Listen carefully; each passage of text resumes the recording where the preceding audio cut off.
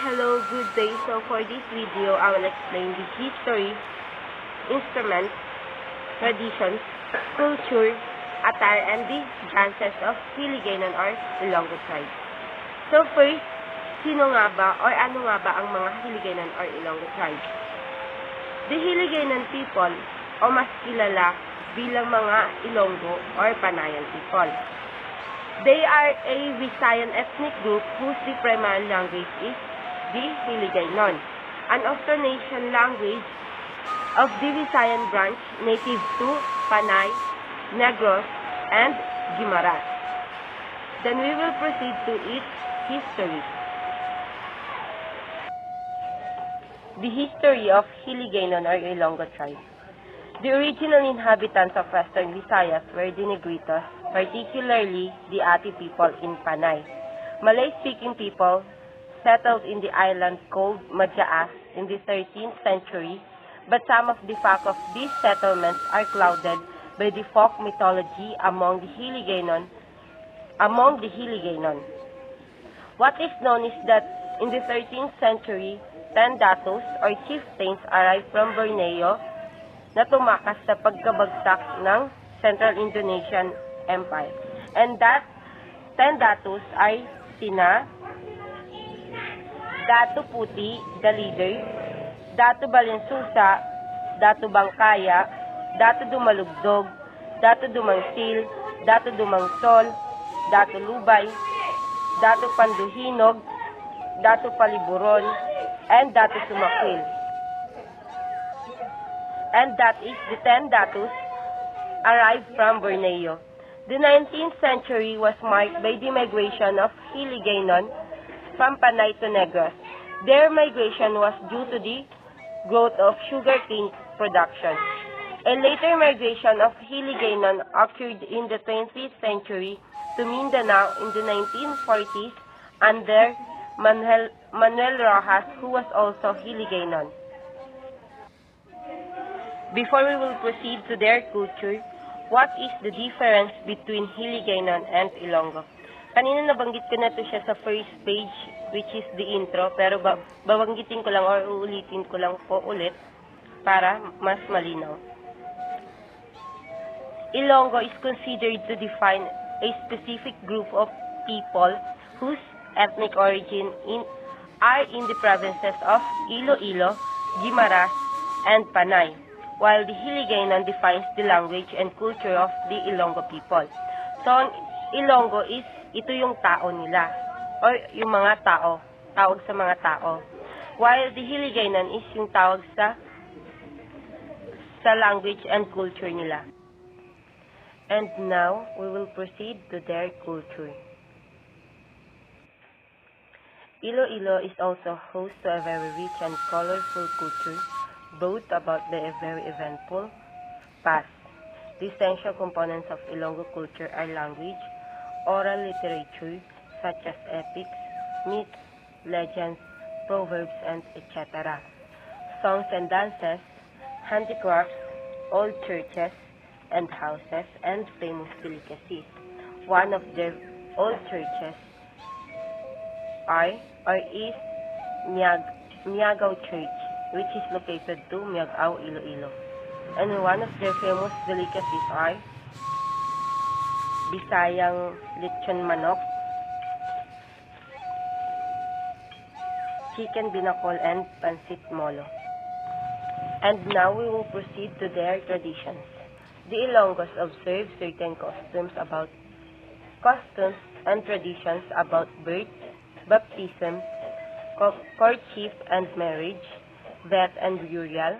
Compare these customs and traditions with these of the Ilocanos, Tagalogs, and Bicolanos. The coming of a child in an Ilonggo family is usually an important and welcome event.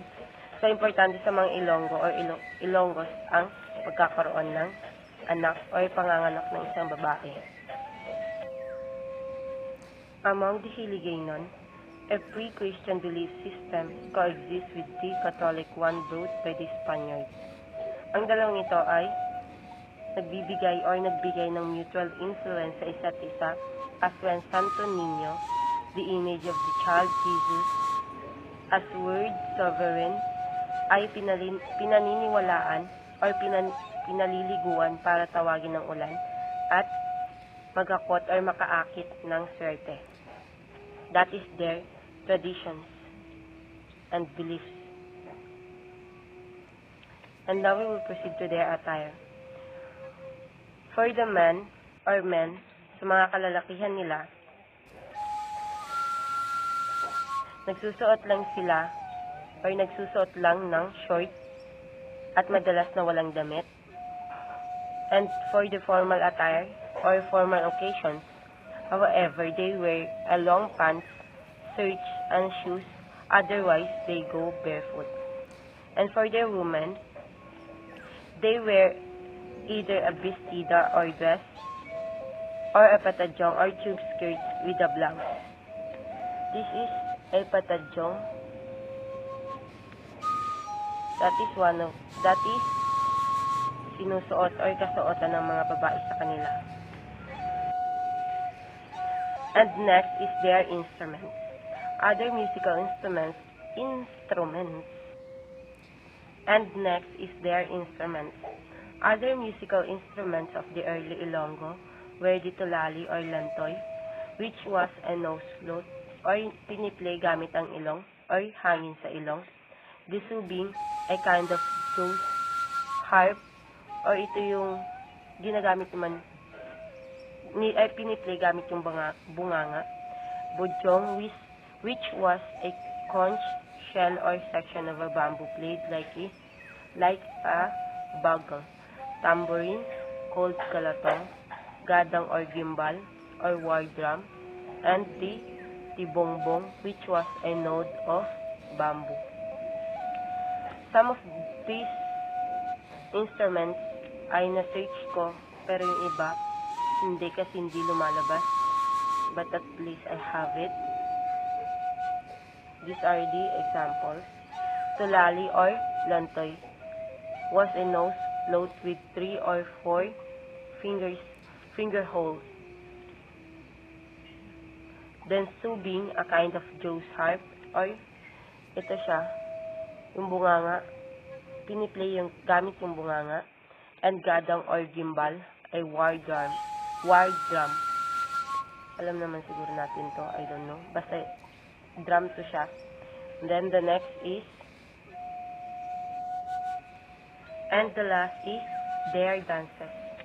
Traditional dances that have been recorded by the Spaniards are the harito, balitaw, liay, lalong-kalong, inay-inay, and binanog.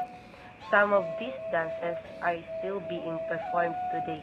Some of them naman, or some of these ay hindi na na-perform or hindi na mahanap sa Google or sa social media. Balitaw is an extemporaneous exchange of love verses between a man and a woman. It is accompanied by a song or the dancers themselves sing. Mamaya, papakita ko sa inyo yung kung paano sayawin yung balitaw or kung paano i-perform ang balitaw. Then next is the Pasyo de Iloilo. Pasyo de Iloilo was the most sophisticated courtship and flirtation dance of the Spanish era. This dance portrays the men competing against each other in order to win the heart of a young lady. Then Carranza, one of the folk dances which tells the story of Ilonggo lifestyle in the rural areas. This is the balitaw. Mamaya ipapakita ko sa inyo yung video nito.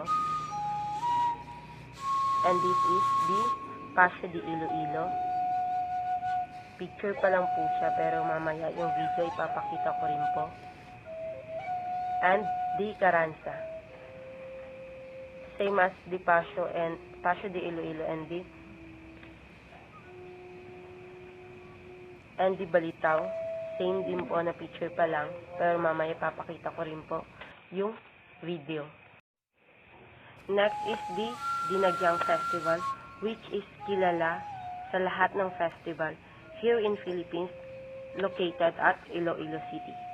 Dinagyang Festival is a famous and religious cultural festival in Iloilo City, Philippines, held on the fourth Sunday of January or right after the Sinulog in Cebu and the Ati-Atihan Festival in Calibo, Aklan. So later, ipapakita ko rin yung video nito, one of the videos ng mga sayaw na ginagawa sa Dinagyang Festival.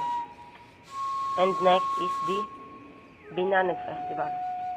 The Binanag Festival is a yearly festivity that happens from January 10 to 16 in Lambunaw, Iloilo. Binanag is a courtship dance that portrays and imitates the movements of a banog or hawk while flying, originated by the Panay. And that is the history of Hiligaynon, their instruments, culture, traditions, attire, and the dances. Sana po may naintindihan kayo. That's all. Thank you.